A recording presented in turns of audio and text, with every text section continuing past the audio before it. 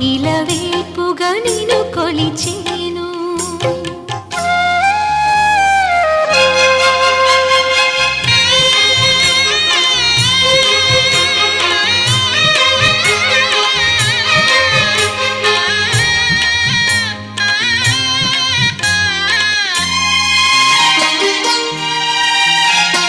ఆలయమంటి ఇల్లు తన అక్కున చేర్చెను నన్ను. ఆలయమంటి ఇల్లు తన అక్కున చేర్చెను నన్ను.